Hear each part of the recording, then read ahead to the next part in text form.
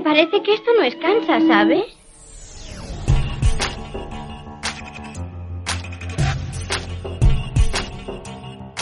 Bienvenidos a BRMU Podcast. De la biblioteca a tu casa.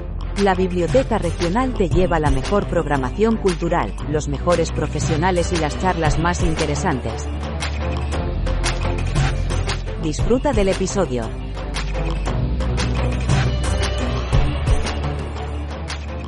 Gracias por estar aquí, gracias por venir a esta presentación que vamos a hacer de nuestro libro contra la Revolución Francesa y gracias a la Biblioteca Regional de Murcia que nos ha permitido llevar a cabo esta actividad. Como sabéis, los que ya habéis tenido ocasión de leer el libro, que hace algunos meses que está en la calle, o los que sencillamente os habéis acercado hasta la portada, este libro versa sobre la Revolución Francesa. Y si en el título aparece el término contra la revolución, es una cuestión más de marketing que porque tengamos una postura contraria a la Revolución Francesa, en esencia porque es un acontecimiento del pasado que ya ocurrió y que estemos en contra o a favor da exactamente igual. Fue lo que fue y ya no hay nada más que hacer. Y es una cuestión de marketing porque, como sabéis, mi colega Fernando Díaz Villanueva, sus programas se llaman Contra Algo, bien, contra Crónica, contra Historia, contra Portada. Y además porque Fernando, por defecto, está en contra de lo que haya que estar en contra. Así que en eso se ajusta bien a su nombre.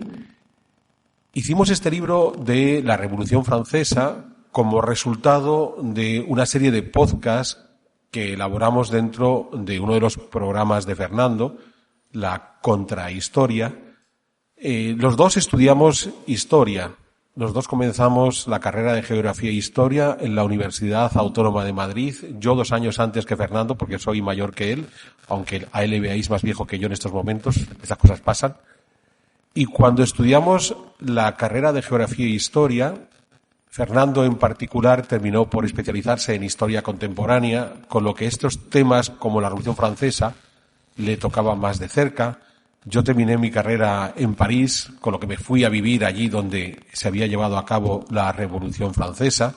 Es más, es una anécdota que cuento a menudo. Sabéis que la Revolución comienza con la toma de la Bastilla, aquel 14 de julio de 1789, un castillo que demolieron en los años siguientes. Pero si queréis ver cómo era la Bastilla, hay otro castillo cerca de París, el castillo de Vincennes, el Château de Vincennes, que es muy parecido a la Bastilla. Entonces, yo no es que estudiara en París y viviera en París, yo es que viví en el castillo de Vincennes, donde nadie vive, pero yo sí, ya veis, para chulo yo. Entonces, más allá de que los dos tengamos una formación académica como historiadores, la Revolución Francesa es un acontecimiento histórico que es algo que nos enseñan inevitablemente en nuestra educación formal, ya sea en primaria o en secundaria. Hasta el punto de que siempre nos recuerdan que la edad contemporánea comienza con la Revolución Francesa. O sea, es un hecho tan fundamental en la historia de la humanidad que hizo que cambiara por completo esa historia de la humanidad. Y aquí nos enfrentamos a uno de los problemas más importantes de la Revolución Francesa y es cuál es ese cambio que provocó la Revolución Francesa hasta el punto de que consideremos que hubo un cambio en la historia de la humanidad. Y ese cambio gira en torno a un concepto que fue forjado décadas después de la Revolución Francesa, pero por un francés, Alexis de Tocqueville, que es el antiguo régimen. Entonces, Alexis de Tocqueville tuvo a bien definir correctamente el antiguo régimen, aunque después a nosotros, en la educación formal, nos lo enseñarán mal. Es importante retener esta idea. Es cierto que uno puede sorprenderse y decir, ¿cómo? ¿Me enseñaron algo mal en el colegio? Bueno, nos enseñaron tantas cosas mal en el colegio que una más ni no tienes por qué darte cuenta. El antiguo régimen es un modelo de contrapoderes histórico, de larga duración, de contrapoderes que fueron evolucionando durante siglos, no son los mismos, y que están permanentemente en oposición a los intentos de los sucesivos monarcas de acaparar la mayor cantidad posible de poder. Y es una acaparación que no es algo exclusivo de los Luises de Francia, no es que a Luis XIV se le ocurra ser un monarca absoluto, es una constante de cualquier monarca. Me da igual que se llame Leovigildo, que se llame Carlomagno, vamos a querer acaparar ese poder y lo que hay enfrente es el empecinamiento del resto de la sociedad por evitar esa acaparación de poder mediante el establecimiento de contrapoderes. Eso es el antiguo régimen. Y la Revolución Francesa, su obsesión fue acabar con el antiguo régimen. Es decir, con la posibilidad de que un Estado hipercentralizado tuviera contrapoderes. Explicado tal como os acabo de contar, se aleja mucho de lo que nos han contado siempre, porque en principio nos han dicho todo lo contrario. Había unos monarcas hiperabsolutos contra los que tuvimos que levantarnos en Francia para acabar con ese absolutismo. Y no es así.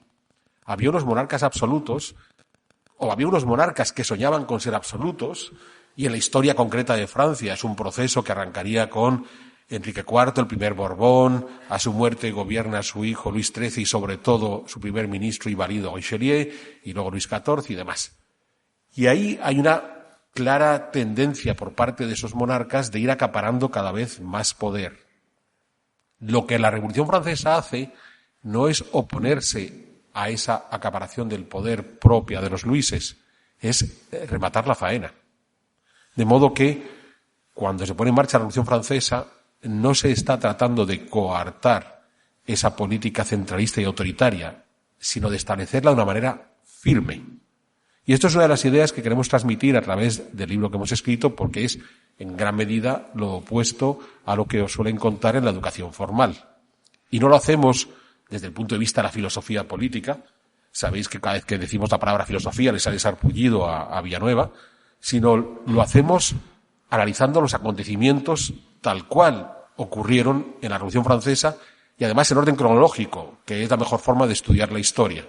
Evitamos hacer trampas al solitario alterando el orden de los eventos para ajustarnos a un discurso ideológico. Sencillamente vamos mostrando lo que ocurrió.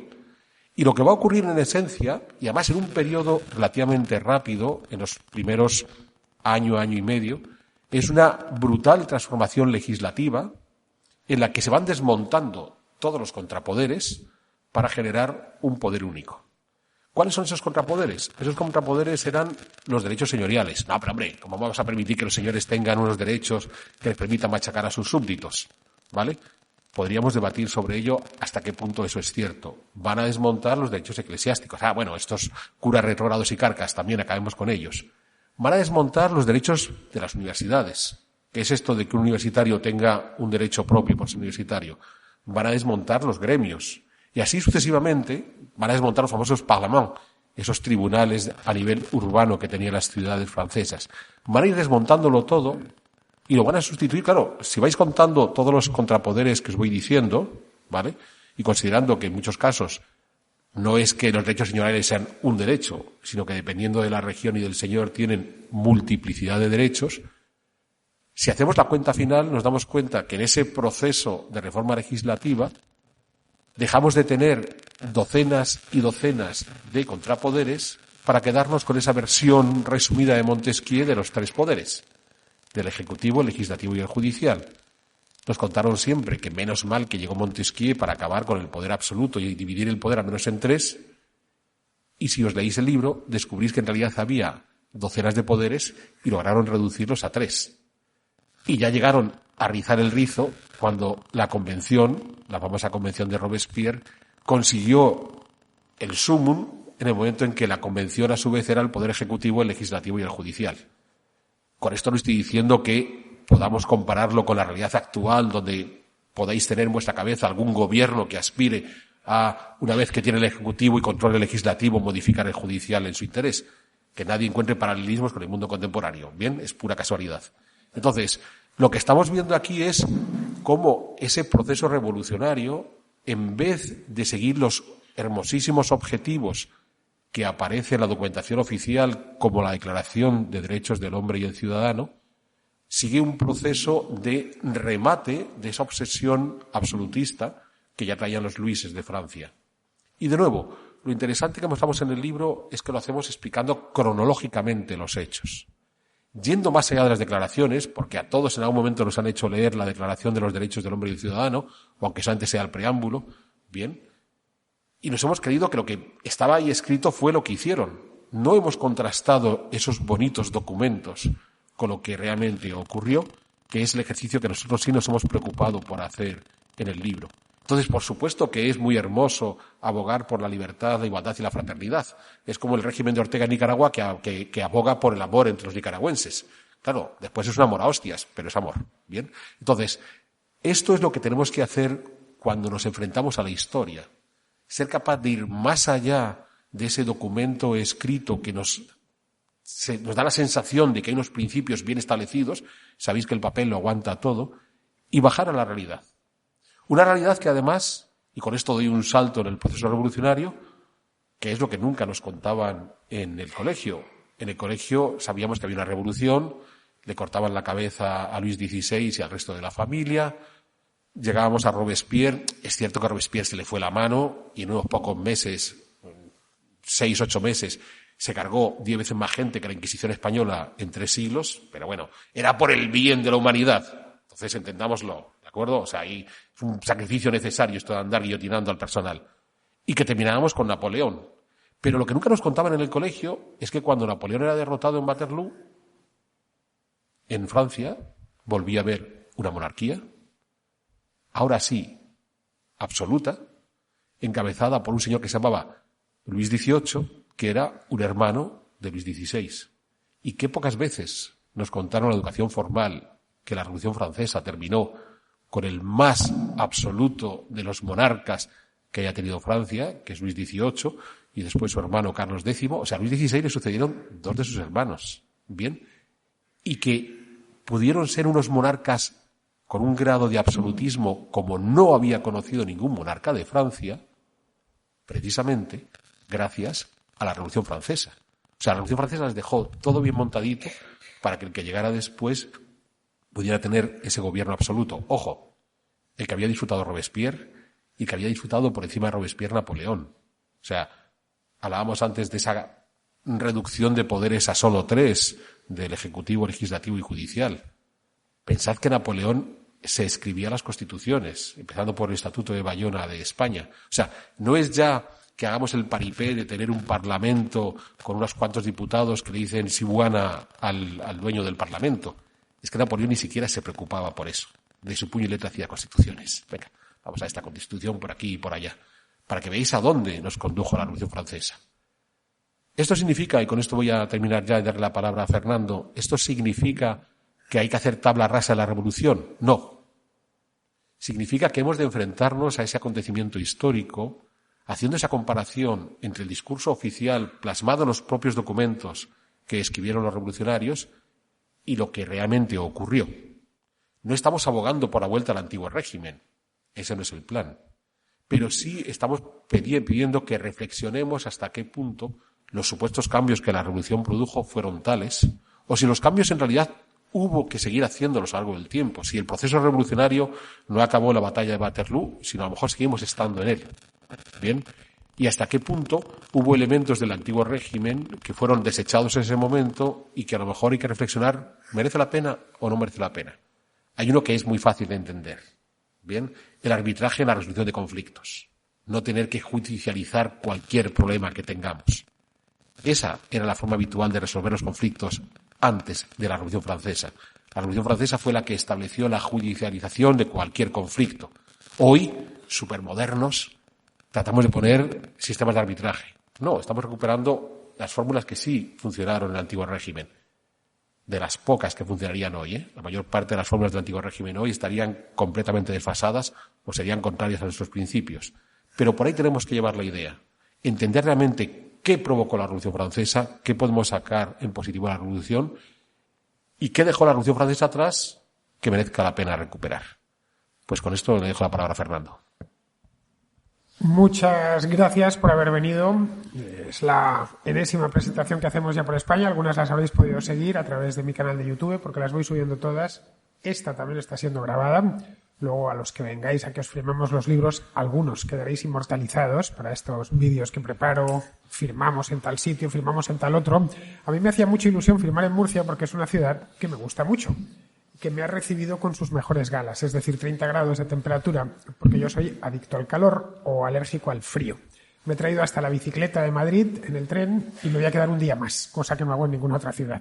Pero lo he hecho en esta, pues porque me apetece estar aquí, porque alargo un poquito el verano, que como sois tan afortunados, pues tenéis unos veranos larguísimos, mientras que en otras partes de España, pues se han acabado hace ya tiempo. Hace justo una semana estábamos en Astorga Y cuando nos levantamos por la mañana, bueno, no tan temprano, había helado esa noche naturalmente, estaba todo el campo blanco. Cuando iba yo hacia la estación de autobuses para volver a Madrid había 2 grados. 3. 2. En el momento en que salimos hacia la estación había 2 grados. Yo estaba que me moría de frío. Claro, llegar aquí y encontrarme con 31 o 32, pues es como estar en el paraíso. Así que sepáis que me gusta mucho. Lo primero que hemos hecho nada más aterrizar, es decir, poner pie en tierra, es irnos a comer una marinera a una terraza. Esto creo que no sois conscientes de la suerte que tenéis los murcianos con una ciudad tan bonita y con un clima tan privilegiado. Bien, respecto al libro, este es el segundo libro que hacemos Alberto y yo. El primero lo lanzamos hace un par de años, se titula La Reforma que no fue, Calvino, Lutero y Trento. El segundo título lo puso la editorial, el primero es el bueno, que es el que pusimos nosotros, porque va directo a la idea que queríamos transmitir.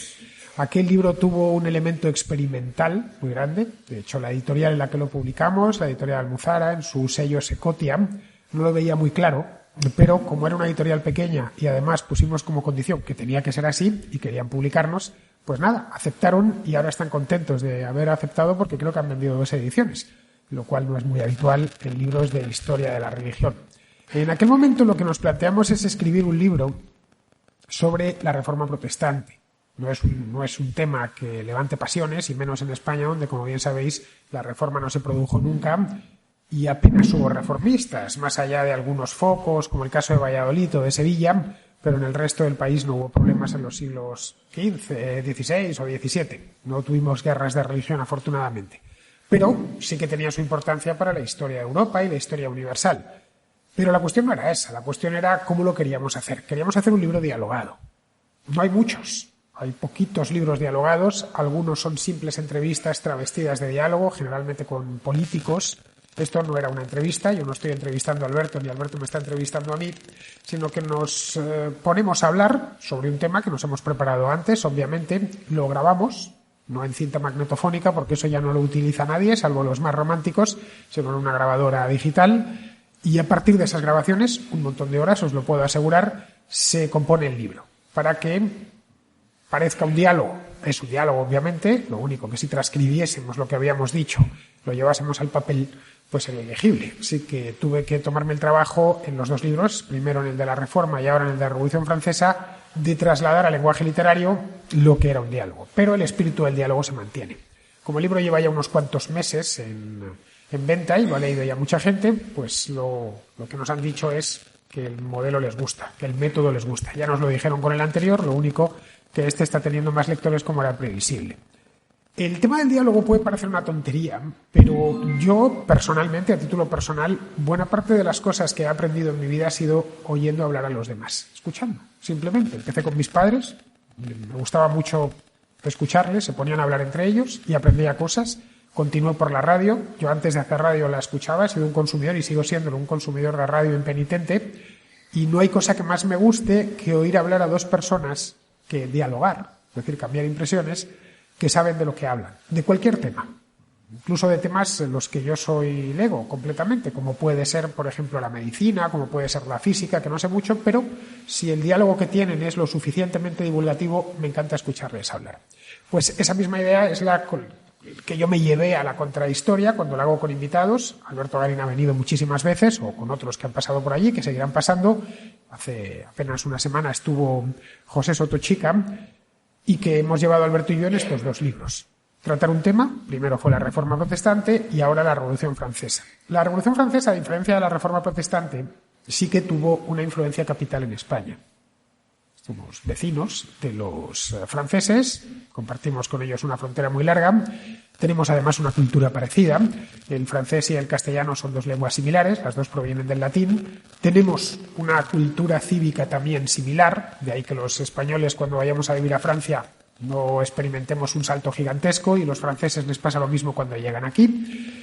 Los países en muchos aspectos son similares, mal que nos pese a nosotros y seguramente a ellos, al final los vecinos terminan pareciéndose.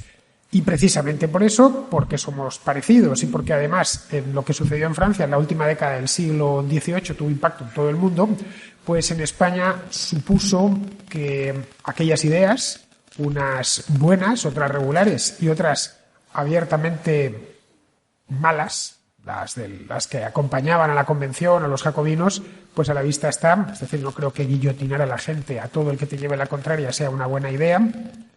Todas esas ideas las trajimos a España y protagonizaron, en buena medida, el siglo XIX español e incluso el siglo XX español. Para eso, ¿qué podíamos hacer? ¿Someter a una suerte de tercer grado a la Revolución Francesa? No era nuestra intención. Nosotros no somos filósofos. Yo soy periodista y Alberto es historiador. Nos trabajamos con hechos, en una palabra. La materia prima, ya sea de la contracrónica o de la contrahistoria, siempre son hechos documentados. Yo no me invento las cosas, no selecciono lo que me gusta y aparto lo que no me gusta, lo que hay es lo que hay, me guste o no me guste. Por lo general ni me gusta ni no me gusta, es lo que hay y trato de hacer mis análisis, más acertados o menos, con esos hechos que tengo ahí.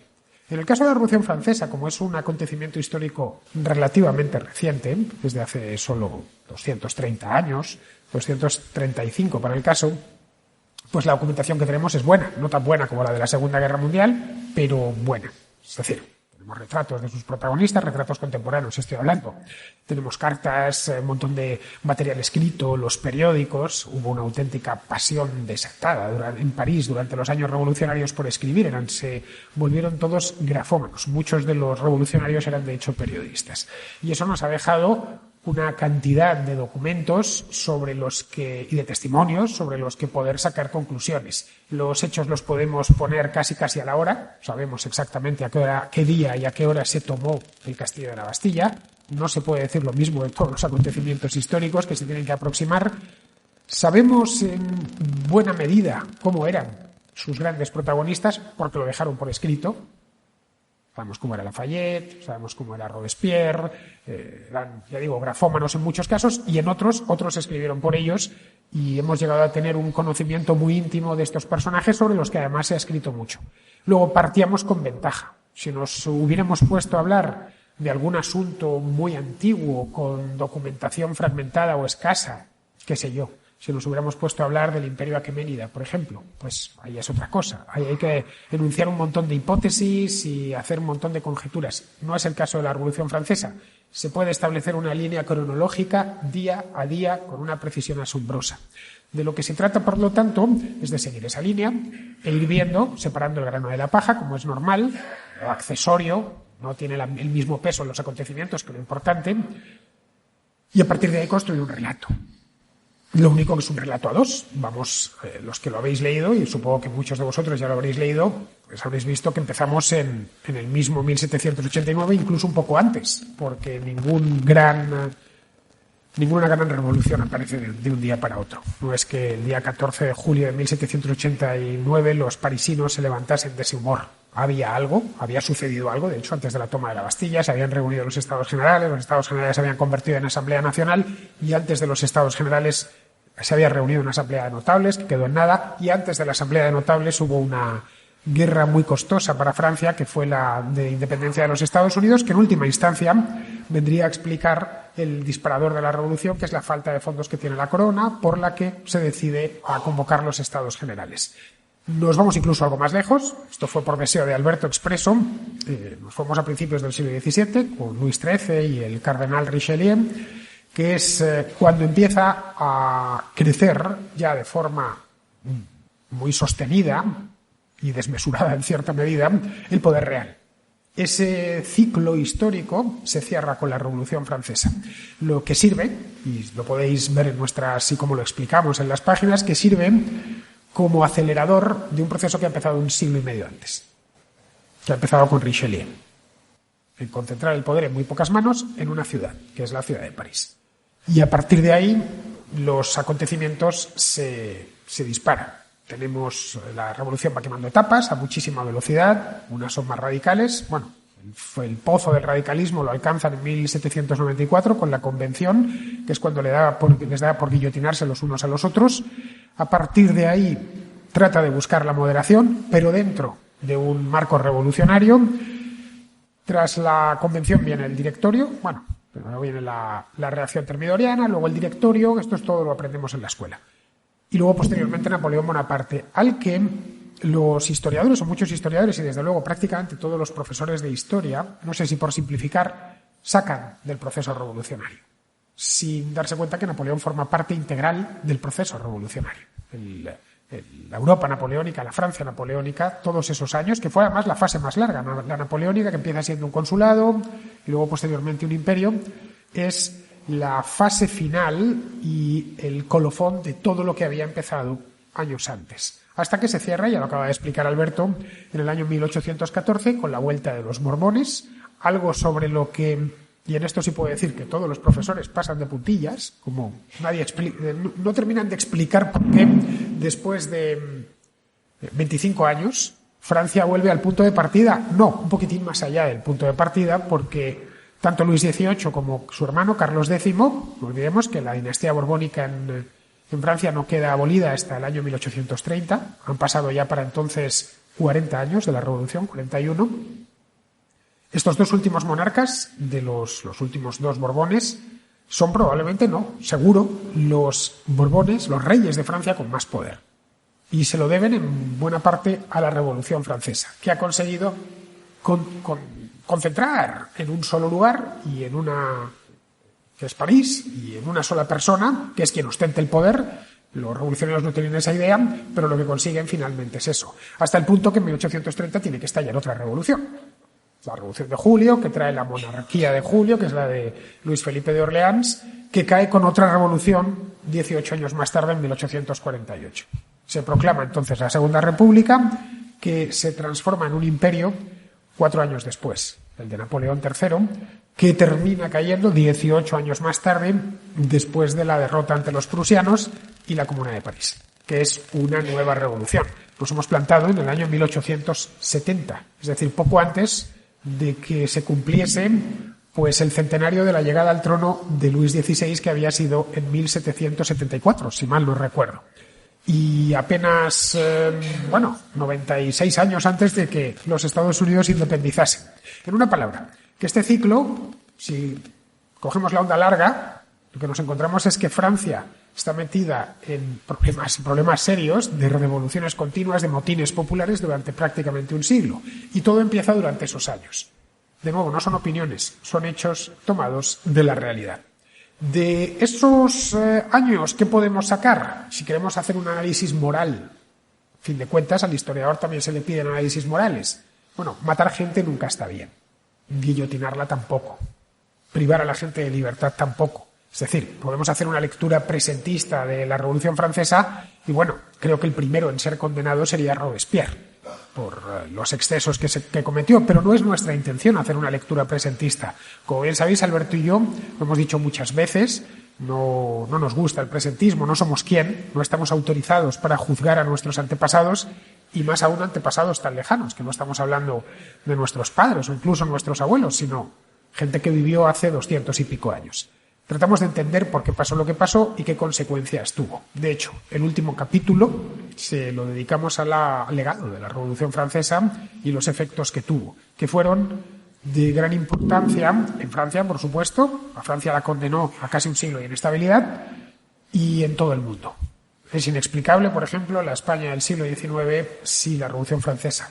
Es inexplicable el nacimiento del Imperio Alemán sin la Revolución Francesa, o del Reino de Italia, o la independencia de los virreinatos españoles en América. Son inexplicables. Todos los prohombres, los próceres occidentales del siglo XIX se inspiran en lo que ha sucedido en Francia durante el periodo álgido de la Revolución Francesa.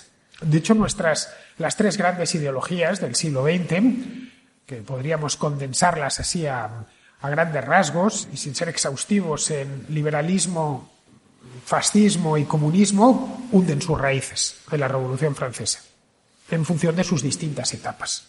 El fascismo reclamará figuras, hombres fuertes y omniscientes como Napoleón, el comunismo a gente como Robespierre o como Babeuf, y los liberales a esos primeros revolucionarios de la primera Asamblea Nacional, la que hizo la Constitución de 1791, pues los Lafayette y compañía. Como veis, el impacto ha sido tan tremendo que todavía nos alcanza y que sigue siendo motivo de debate. Tenemos libros que hablan de la Revolución Francesa como haciendo un himno sobre ella y algunos libros negativos, que son muy que tratan de hacer presentismo, de traérnosla al presente y de juzgar a sus protagonistas. Bien, no es nuestra intención ni mucho menos. Nuestra intención es que el lector, cuando se ponga con ello, el libro no es largo, no llega a 300 páginas y es de fácil lectura. Tratamos de hacer un libro, como ya pasó con el anterior, un libro divulgativo para todos los públicos, al menos para todos los públicos interesados en este tema. No tiene notas a pie de página, que no porque no pudiésemos ponerlas, que por poder podemos ponerlas. Llenar de texto un libro es lo fácil. Lo difícil es hacer un libro relativamente breve, porque tienes que quitar muchas cosas y tienes que decidir qué cosas quitas, sin que se te venga la historia abajo. Y evitamos esto de los pies de página porque no queríamos entorpecer la lectura. Evidentemente, todo lo que se afirma, tanto por parte de Alberto como por mi parte, está documentado. No nos inventamos absolutamente nada. De hecho, ¿cuánto tiempo lleva el libro publicado? 4 meses. Todavía no hemos recibido ninguna crítica, digamos, académica. Nos estén acusando, ni periodística, que nos estén acusando de inventarnos cosas o de mentir abiertamente, ni mucho menos, porque todo está documentado. De hecho, muchas veces vamos al hecho histórico, y no hablo ya de Robespierre, que eso es lo fácil, ¿no? La guillotina, la Place de Grève, con uno pasando, el olor a sangre, con uno tras otro pasando, se los llevan en carretas. Estamos hablando, por ejemplo, del modo en el que la revolución declara la guerra a las potencias europeas. Esto es fijarse en la cronología. No fueron las potencias europeas las que declararon la guerra a la revolución, sino al contrario. Es la propia revolución la que, huyendo hacia adelante, decide enfrentarse con toda Europa, que al principio es derrotada en sus primeros compases, pero va desarrollando una serie de medidas que consiguen que la revolución se imponga no tanto en la fase de la convención o del directorio, sino ya en la fase del consulado y el imperio. Una de ellas fue, y lo comentamos en el libro, la conscripción obligatoria, la recluta en masa, la levée en masse, que se dice en francés, que es algo con lo que todas las generaciones de europeos y americanos han convivido en los 2 últimos siglos. De ahora que no hay que ir a la mili de forma obligatoria es algo muy novedoso en España. A mí todavía me llamaron al ejército, otra cosa es que no fui porque me libré, y Alberto igual, pero en principio nos debería haber tocado. O sea, poco que, yo no tuviese alergia al polen y tal, pues me hubiera tocado no sé que hubiera pedido muchas prórrogas y hubieran palmado con eso, pero los que vienen justo antes de mí tenían que ir. Ya no había ni objeción de conciencia ni Cristo que lo fundó. Es decir, mi padre tuvo que ir, mi abuelo, mi bisabuelo, así. Pues prácticamente todos los nacidos antes de los 70 les tocó ir en España, pero pasó lo mismo en Francia, en Italia, en Alemania, en prácticamente todos los países de América. Esto nace en la Revolución Francesa y esto mismo es lo que da a Napoleón la ventaja clave sobre el resto de ejércitos europeos, porque si no, no se puede entender, de nuevo, colocando las cosas en su orden, se entienden, como un país, como era Francia, el Reino de Francia, había perdido prácticamente todas las guerras que había librado en el siglo XVIII y de pronto, en torno a 1795, empieza a ganarlas y no para de ganar guerras a todos los países de Europa durante 20 años. ¿Cómo puede ser? Los franceses se habían convertido en superhombres, habían tomado la poción mágica de Asterix o algo así. No, es que pusieron a todo el país a combatir, pusieron a todo el país en armas. Y eso se lo deben a la Revolución Francesa. Bien, este es el modo de discurrir que tenemos. Los que escuchéis la Contrahistoria o Sierra de Historias, ya sabéis, la visión que tenemos Alberto y yo de la historia no es una visión ideológica. Evidentemente nosotros tenemos nuestras ideas políticas, como es normal, como tiene todo hijo de vecino, pero yo desde luego no trato de trasladarlas a mi lectura de la historia, intento interpretarla de la manera más honrada posible. En fin, no tengo a estas alturas, creo que no tengo nada que demostrar, después de años y años haciendo radio y de la cantidad de libros que he publicado. Bien, pues esto es de lo que va nuestro libro, para el que no lo haya leído. Si no habéis leído el de la Reforma que no fue, también os lo recomendamos si es que estáis interesados en eso. Bien, aparte de esto, cuando viajamos por España y vemos a nuestros oyentes y nuestros lectores, que en este caso veo que son muchísimos, todavía queda allí gente de pie a pesar de que se han sentado algunos en un lado. Hay un sitio libre aquí, queda solo uno creo que en toda la sala. Os lo podéis sortear, os lo echáis a los dados. Nos gusta que la audiencia participe. A mí ya sabéis que, como soy adicto al calor, soy adicto a que la gente dé su opinión y que me hagan preguntas fin, la contrarréplica, el contrasello, ya sabéis. Y en todas las presentaciones que hemos hecho, desde la primera que hicimos en Pamplona ya por el mes de mayo, pues en todas han participado, en algunos sitios más que en otros, más en el sur de España que en el norte de España, y como estamos en el sur, yo creo que aquí va a ser, aquí ya se ha ocupado. No hace falta, abandonad la apuesta, ya se ha ocupado. Aquí creo que va a ser más, así que si no tenéis inconveniente, no tenéis más que levantar la mano, decidnos cómo os llamáis y levantar también la voz para que lo oigamos todos, y estamos aquí disponibles para que nos preguntéis cualquier cosa relativa al libro, se entiende. Eso es lo importante porque nos hemos reunido aquí para hablar de Contra la Revolución Francesa. De otros temas luego ya con la firma los podemos tratar. Así que, caballeros, ahí tenemos al primero. Sí. Se trata del libro, no del libro de contenido, de la influencia que haya podido tener o no de la masonería y otras sociedades secretas en la revolución. A ver, la masonería ya existía antes de la Revolución Francesa y no ocasionó revolución en ningún otro lado. En Alemania era muy potente, en el Reino Unido era muy potente la masonería, en el siglo XVIII estoy hablando. En Inglaterra no pasó nada, no hubo revolución. De hecho, los ingleses no han tenido revolución nunca, una revolución sangrienta, por lo menos. Quizá ese ha sido el secreto de que hayan tenido esa estabilidad durante 200 y pico años. Es decir, que la masonería sí tenía influencia como lo tenía la Ilustración. Era una serie de ideas que estaban muy en boga, especialmente entre las clases urbanas, los intelectuales de la época, pero estaban en toda Europa. Y en unos lugares sí hubo este tipo de revoluciones o agitaciones políticas, y en otros no pasó absolutamente nada. Baviera estaba lleno de ilustrados y no pasó nada. Miren, la primera revolución alemana no se produce hasta el año 1848, cuando ha pasado ya más de medio siglo, y Alemania estaba lleno de masones. El propio Wolfgang Amadeus Mozart era masón. Murió en 1791, en pleno curso de la Revolución Francesa. Y en ningún momento pasó nada en Austria durante esa época. Es decir, que esas ideas nuevas que habían aparecido, sobre todo fruto de la Ilustración, que la Ilustración también la tratamos de manera accesoria en el libro, no se traducen en una revolución. El Reino Unido siempre estuvo lleno de masones y, en fin, Dios salve al rey, el rey es la cabeza de la Iglesia. Ya sé que existe cierto mecanicismo entre unas cosas y otras y se trata de buscar a la masonería como el origen de todos los males, pero si nos bajamos a los hechos históricos no lo encontramos. Sé que es muy tentador buscar a un malo, y ese malo que sea el responsable de todo lo malo que ha pasado. Pero vamos, creo que con los masones no pinchamos en hueso si nos vamos a los hechos. Bueno, aquí hay que recuperar la idea que yo os trasladaba antes de que la Revolución Francesa es el colofón de esos monarcas que deseaban ser absolutos previos. Entonces, la desconexión que se puede producir entre los virreinatos y la península ibérica no se da porque tengamos una serie de próceres que viajan a Europa en el momento revolucionario, gentes como Miranda, como Bolívar. Se da en el momento que se lleva a cabo una reforma que va a comenzar para 1760 y tantos, ¿vale?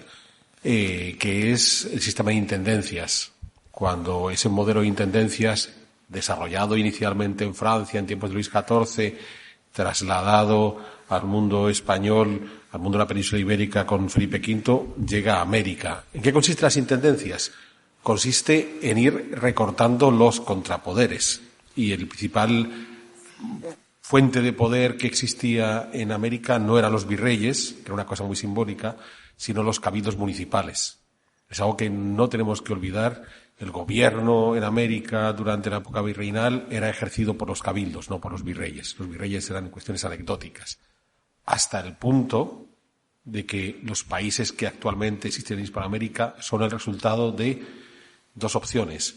O hay un cabildo que se impone a los demás, y un caso ejemplar es Argentina, donde Buenos Aires se impone a los otros cabildos del Virreinato de la Plata, o hay un cabildo que no se impone a los demás y cada cabildo toma su camino particular, que es el caso de Centroamérica, donde Guatemala no logró imponerse a El Salvador, a Ciudad Real, hoy San Cristóbal de las Casas en Chiapas, a Comayagua en Honduras, y entonces se dividieron en un montón de pequeñas repúblicas. Hay una solución intermedia y es un cabildo que trata de imponerse a los demás, que fue el caso de Bogotá, que no lo consiguió y se le van a separar Caracas o Quito, pero luego Quito evita que Guayaquil se independice. Entonces ahí tenemos un caso intermedio. En el momento que se crean las intendencias, el objetivo de las intendencias era eliminar ese poder territorial de los cabildos y concentrarlo en manos de los intendentes, que son funcionarios enviados directamente por el rey. Ahí es cuando se comienza la desconexión entre el mundo hispanoamericano y la península ibérica o el gobierno central de los Borbones de Carlos III y Carlos IV. En ese proceso de descomposición, lo único que había que hacer era terminar de encender la mecha para que todo estallara, y la Revolución Francesa lo lleva a cabo. Si hacemos historia ficción, si no hubiera habido la Revolución Francesa, ¿habrían llegado a ese proceso? Posiblemente sí. Posiblemente sí, porque a la larga, después del sistema de intendencias, las siguientes medidas que van a ir tomando los gobiernos de Carlos III y Carlos IV siguen acumulando los agravios contra Hispanoamérica. No los inventados, o sea, hay algún agravio inventado que no existe. Esta cuestión de los peninsulares se acaparaban todos los puestos de poder, solo había peninsulares como capitanes generales, virreyes, obispos o arzobispos, y los criollos eran marginados. Eso es mentira. Había criollos que podían ser virreyes o arzobispos. Pero sí otros agravios bastante más dolorosos, comenzando por esa reducción del poder de los cabildos, o por ejemplo el empecinamiento por el control del comercio.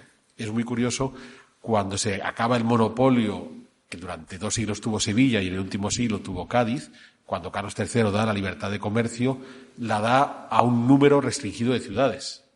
Y entonces, claro, las que no les toca dicen, oye, ¿y por qué a esta sí y a mí no me toca? Claro, pensemos que son 20 y tantas ciudades, son 21 o 22, la mitad en España, aproximadamente la mitad en España, la mitad en América. Claro, tú vas y dices, no, es que perdona, en América no hay 10 ciudades que quieran comerciar con Europa. En América puede haber 50 ciudades, ¿por qué 10? O sea, ¿por qué sigues poniendo agravio sobre agravio? No sé si lo que estoy contando sonará a chino diciendo, ¿qué está diciendo este hombre del poder de los cabildos municipales en América? O este agravio con los puertos comerciales. Esa es la historia de América, ¿eh? O sea, esto, volvemos a los hechos históricos y no a la mera teoría. De modo que al final sí nos vamos a encontrar una desconexión con el mundo peninsular y, sobre todo, que es lo que va a provocar esas guerras civiles en América, porque todo el proceso de independencia básicamente son guerras civiles, y en muchos casos guerras civiles después de declararse la independencia. O sea, hay algunos procesos de independencia que son guerras civiles que buscan la independencia, pero hay otros donde se declara la independencia y después los americanos se matan entre ellos. De nuevo, el caso más singular es el de Centroamérica. No sé si sabéis que lo que hoy son las repúblicas centroamericanas, cuando se independizan en 1821 y último capitán general es Gabino Gainza, declaró la independencia en aquel día de septiembre de 1821, y a continuación los independentistas le pidieron al último capitán general, Gabino Gainza, que se hacía el favor de quedarse gobernando en tanto decidían qué hacían con la independencia. Maravilloso.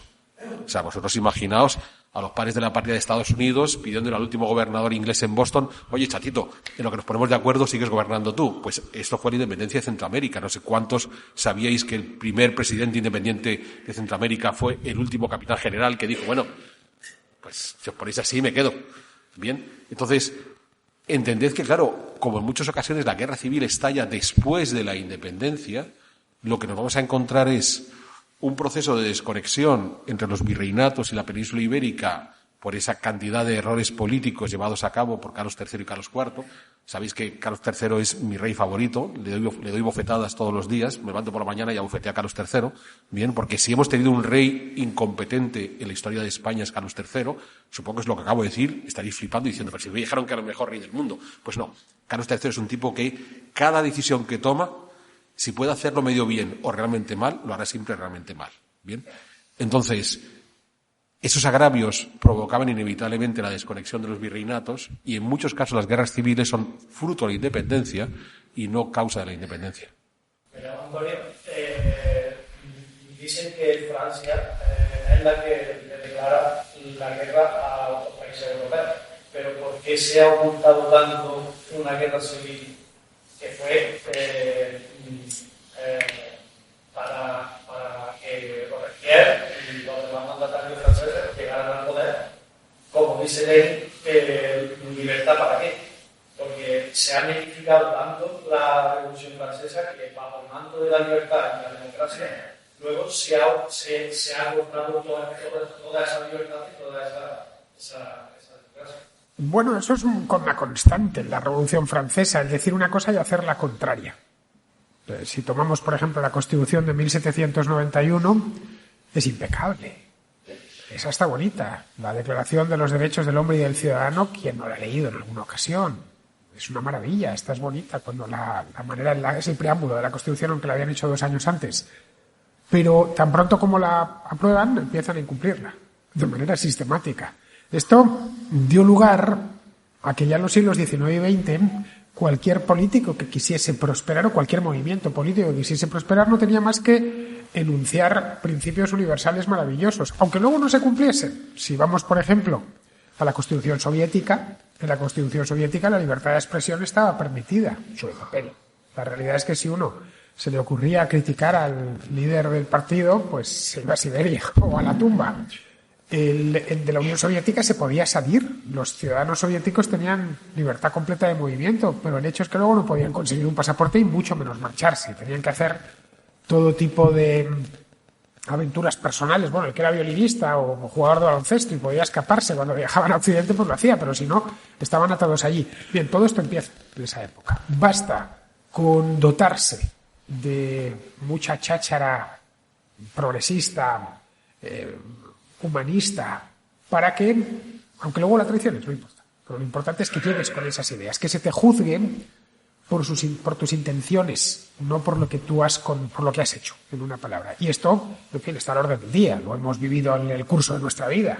La cantidad de gente que llega con unas intenciones y según llega al poder o se acerca al poder, hace lo contrario. Pero sigue insistiendo en que se le juzgue por las intenciones. Pero todo esto empieza con los revolucionarios. Es así. El antiguo régimen, digamos, en ese aspecto era más previsible. Lo que decían, esto es así, la idea de justicia que tenían era algo diferente, pero no vendían toda esa mercancía idealista muy traída directamente de la Ilustración, que, bueno, a la vista está que fue una de las bases sobre la que construyen toda la revolución. Todos, además, las distintas familias. De hecho al principio, por las que estaban en contra de la pena de muerte y luego la abrieron. Sí, lo mismo con la esclavitud. La esclavitud, primero, como ven que los negros que tienen, los esclavos que tienen en Haití, en lo que era San Domingo, se les están yendo con los españoles y los británicos, y dicen, bueno, vamos a abolir la esclavitud, y así ya no hay ningún problema. Luego la vuelven a poner, sin ningún problema. Es decir, que lo que haga falta, el hecho mismo, en la Declaración de los Derechos del Hombre y del Ciudadano, todos los hombres son iguales, etcétera, todos los hombres varones, todos los hombres franceses. Es decir, empiezan la máquina de exclusión del idealista revolucionario empieza y no termina ya nunca. Y esto lo traemos hasta el momento presente. ¿Y por qué se ha ocultado tanto que...? No se ha ocultado, es todo cuestión de dónde pongas el énfasis. Sí, pero se ha ocultado porque se llegó a ser una guerra así. Sobre todo en el foco de la Vendée, aunque se perdió casi toda Francia, en la región de la Vendée es donde más... En la Vendée es donde más duradera fue la rebelión, pero hubo rebeliones federalistas, hubo rebelión al norte de la Vendée, en la Chouannerie, ya en Bretaña, es decir, rebeliones hubo muchas por las distintas ciudades. El terror blanco que viene después, que sobre todo se cebó en el Valle del Ródano, cuando toman pues cumplida venganza de lo que han hecho los jacobinos, es que les iban colgando por los caminos a los jacobinos, sí, efectivamente. Pero al final tiene siempre esto su contrapartida. Has excitado los odios y lo que tienes como resultado es has estado excluyendo a los demás. Bueno, pues como se dé la vuelta a la tortilla, el excluido vas a ser tú. Es una historia que, a pesar de que sucedió hace más de 2 siglos, nos es muy familiar, a poco que conozcamos la historia del siglo XX. Aquí hay una cuestión interesante cuando dices cómo se nos ha ocultado. En realidad no es que se nos oculte, porque está a la vista. O sea, nadie ha metido en un cofre en el fondo del mar la documentación relativa, por ejemplo, a la Vendée. Otra cosa es, cuando hemos recibido nuestra formación obligatoria en el colegio, en el instituto, cómo nos la han impartido y, sobre todo, cómo hemos deseado nosotros recibirla, ¿vale? Entonces, Yo es un debate en el que siempre defiendo cuando se habla, y estoy seguro que en la sala hay profesores de secundaria, cuando se habla de que el problema que tenemos en la actualidad es que están aleccionando a los chicos en determinadas ideologías. Pues los profesores de secundaria que estén ahí en la sala, y sobre todo los que den historia, podrán decir, a ver, ¿cómo que estoy yo dirigiendo la mente de mis chicos? Tienen 14, 15 años. Son sacos de hormonas. Su única preocupación es tontear con sus compañeros y compañeras. Cuando llego al aula dispongo de 50 minutos, de los cuales me paso 40 minutos pidiendo que se callen, que no consulten el móvil, que no estén coqueteando con su compañera, que me hagan caso. Y cuando por fin tengo 10 minutos, les doy una cronología rápida para que se resuelvan y ya está.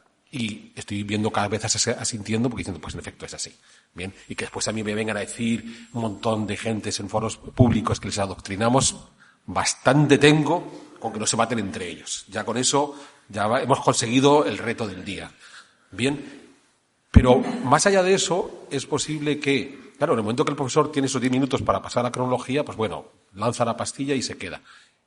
Es posible que el profesor diga, bueno, lanzo esta pastilla y me ciño al texto oficial porque me tengo que ceñir al texto oficial, porque cuando estos muchachos vayan a la selectividad o a la EBAU, que se llama ahora, pues tienen que contestar lo que viene en el texto oficial, porque tengo otros compañeros que tienen que corregir 1 millón de exámenes y esperan que la respuesta sea esa. O sea, digamos que es casi una producción en serie, ¿vale?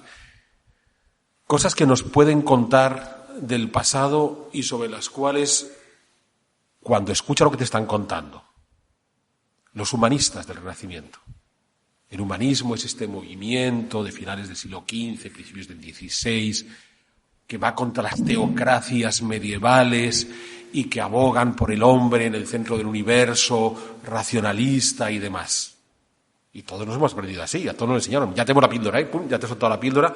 Yo, profesor de secundaria, te suelto la píldora, que sé que en la selectividad van a pedirte esa pregunta y la respuesta tiene que ser el humanismo de finales del XV y principios del XVI, esta cosa.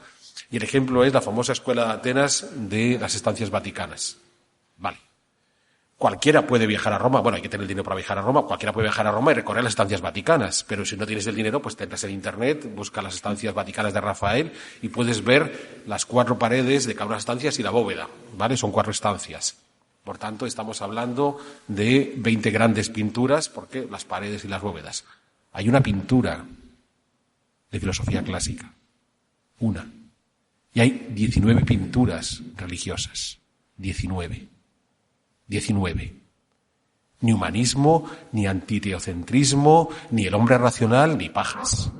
Completamente mentira. Completamente mentira. No os lo digo yo.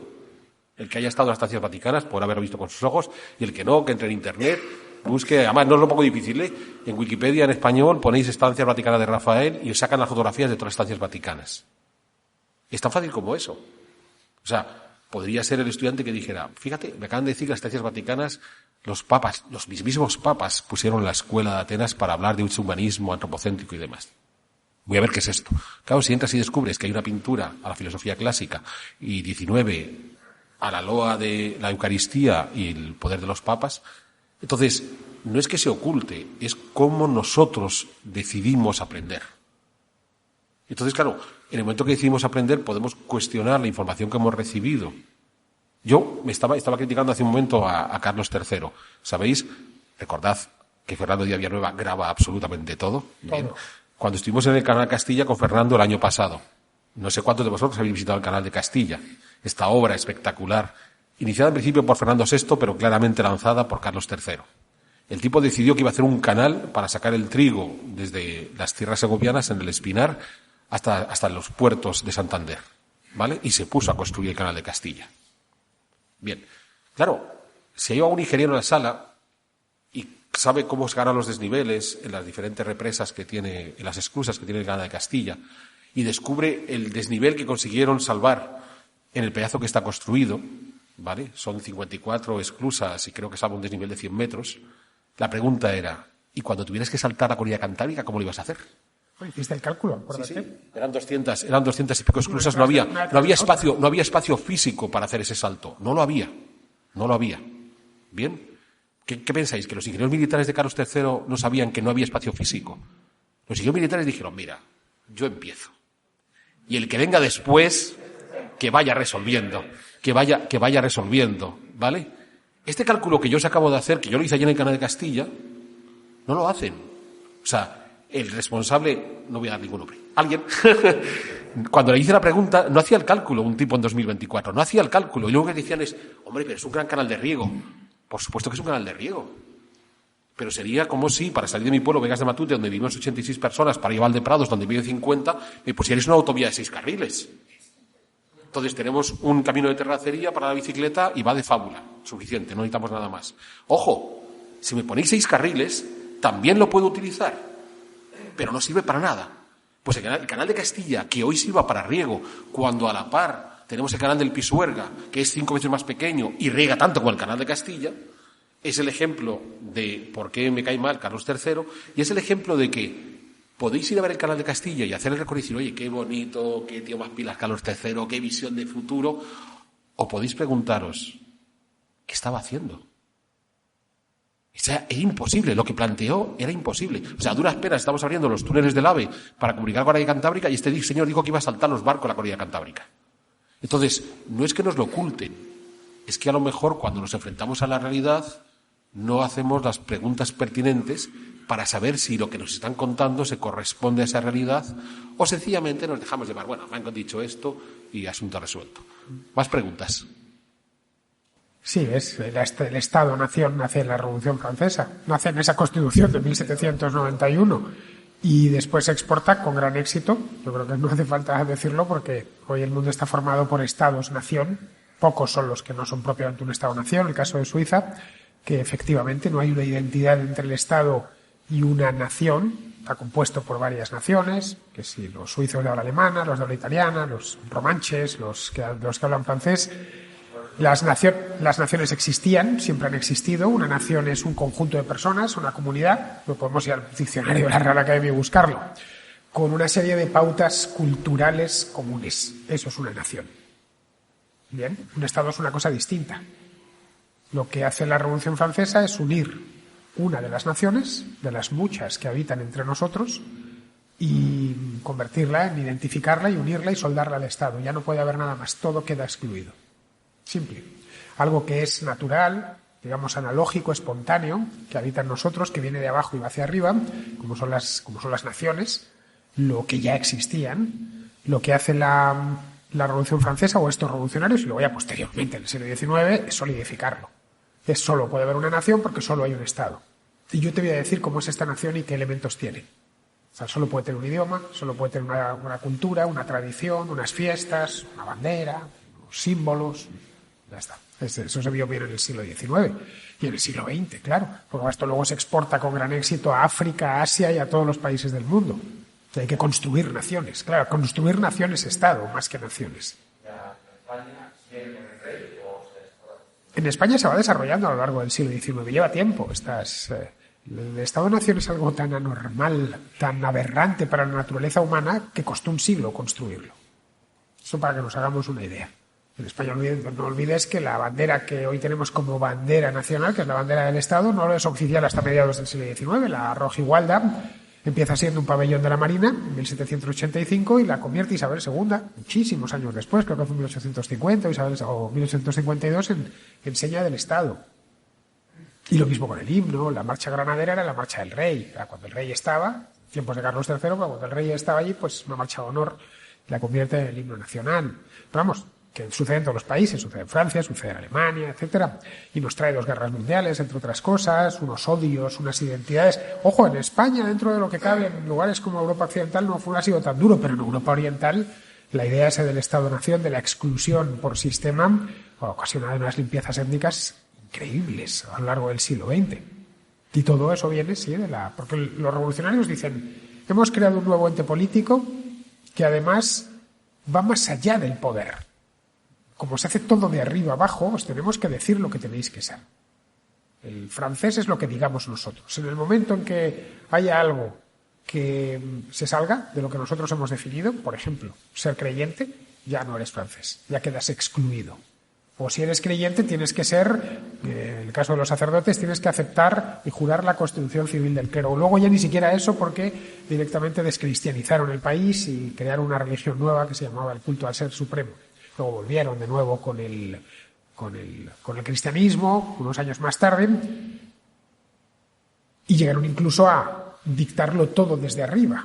Había que cambiar el nombre de los días porque era irracional según ellos, el nombre de los meses, etc. La Revolución Francesa, la idea esa de que todo se puede hacer desde arriba, esa arrogancia fatal, proviene de la Revolución Francesa, especialmente de los revolucionarios de la parte central, de jacobinos y demás. Todo lo que es cualquier país que ha sufrido esa enfermedad ha terminado pagándolo muy caro, ya en forma de guerras, ya en forma de hambrunas, ya en forma de tensiones civiles, etcétera, de limpiezas étnicas, y todo eso viene de ahí. Sí, bueno, claro, es que todavía vivimos en este ciclo histórico, es que os he dicho que está relativamente cerca. Es que es muy interesante para el poder. Doctrinas como esa. Yo voy a apoderarme del nombre de una nación. Solo puede haber esta, no puede haber ninguna más. Y voy a decir qué es un buen español. O qué es directamente un español. ¿Qué es un francés?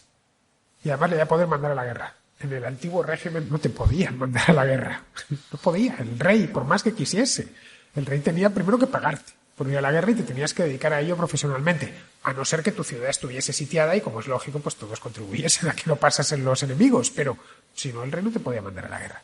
Los fueros protegían a las comunidades de que el rey, incluso el señor feudal, mandase a los que tenía ahí a la guerra.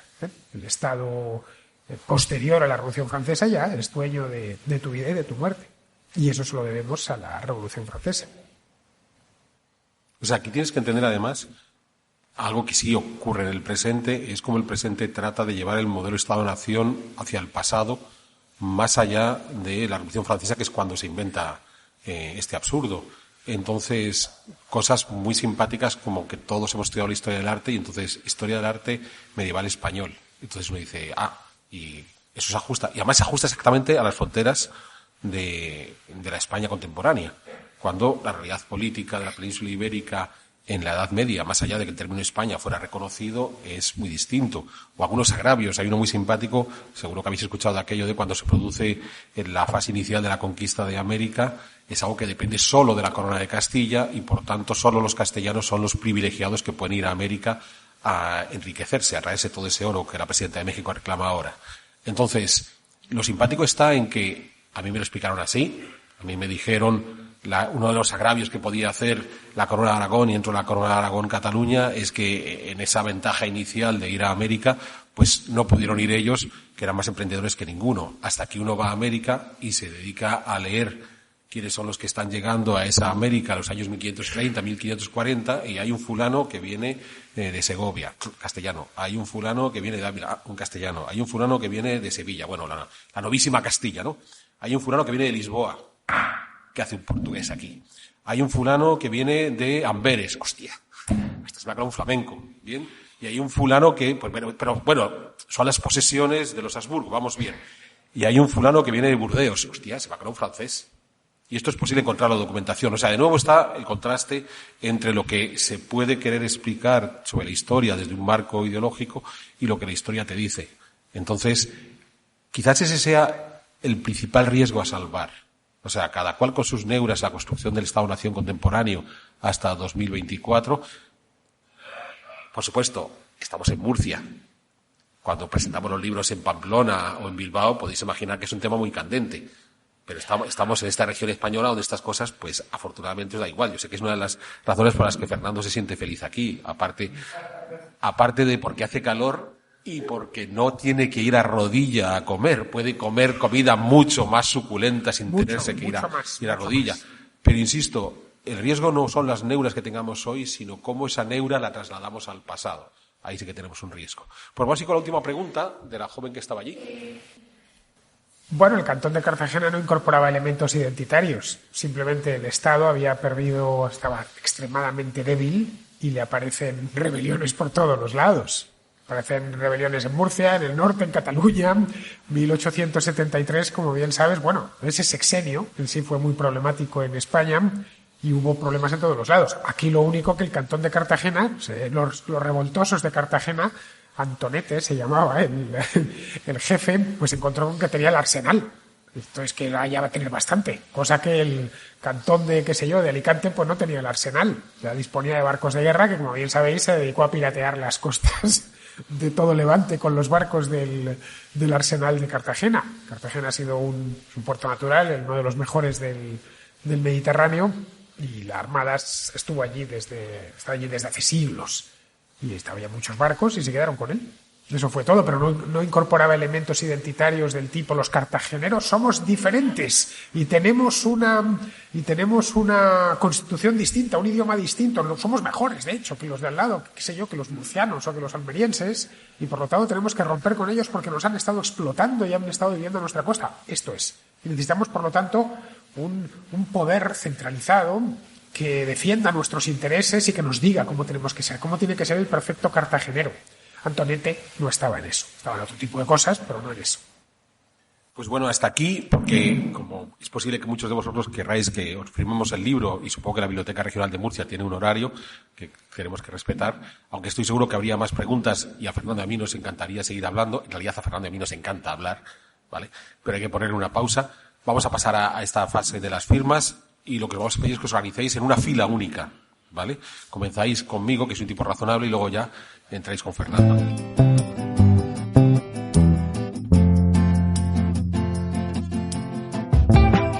Acabas de escuchar otro episodio de BRMU Podcast. Suscríbete, dale a me gusta y comparte. Ha sido un placer para nosotros tenerte por aquí. Nos vemos en el próximo audio.